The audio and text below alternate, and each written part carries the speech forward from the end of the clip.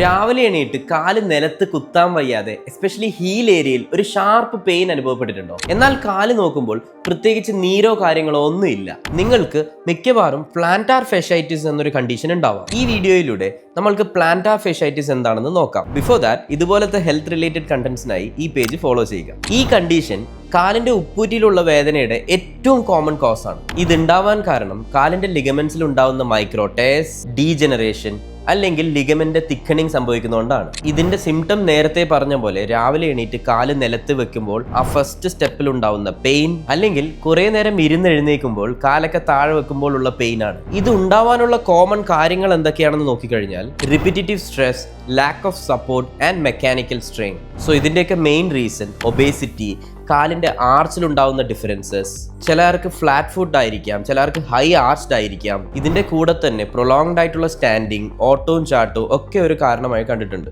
അപ്പോൾ ഇത് എങ്ങനെ ഡയഗ്നോസ് ചെയ്യും? ഓഫ് കോഴ്സ് ഇതൊരു ഓർത്തോപീഡീഷ്യൻ ആണ് ഡയഗ്നോസ് ചെയ്യേണ്ടത്. ആൻഡ് മോസ്റ്റ്ലി ഇതൊരു ക്ലിനിക്കൽ ഡയഗ്നോസിസ് ആണ്. ഇതിന്റെ ട്രീറ്റ്മെന്റ് നോക്കുകയാണെങ്കിൽ 90% ഓഫ് ദ കേസസിൽ മെഡിക്കേഷൻസും എക്സസൈസും വെച്ചിട്ടാണ് ട്രീറ്റ്മെന്റ് ചെയ്യുന്നത്. ഇതിനെല്ലാം ഉപരി ഇതിന്റെ സസ്റ്റൈനബിൾ ആയിട്ടുള്ള ഒരു ട്രീറ്റ്മെന്റിന് വേണ്ടത് ഒരു സപ്പോർട്ടീവ് ഫുട്വെയർ ആണ്. ഇനി വീട്ടിലാണെങ്കിലും പുറത്താണെങ്കിലും നമ്മളുടെ ആർച്ചിന് സപ്പോർട്ട് ചെയ്യുന്ന ഒരു ഫുട്വെയർ യൂസ് ചെയ്യണം. നിങ്ങൾ ഈ ഒരു കണ്ടീഷൻ അനുഭവിക്കുന്ന ഒരാളാണെങ്കിൽ വിത്തിൻ 8 ആഴ്ചക്കുള്ളിൽ ഈ കണ്ടീഷൻ മാറ്റിയെടുക്കാനുള്ള എക്സസൈസസ് അറിയാനായി ഈ വീഡിയോയുടെ താഴെ എക്സസൈസ് എന്ന് കമന്റ് ചെയ്യുക. ഞങ്ങൾ നിങ്ങൾക്കൊരു ലിസ്റ്റ് ഓഫ് എക്സസൈസസ് അയച്ചു തരുന്നതാണ്. ഞാൻ doctor Rahul from MCR diabetes and eye care.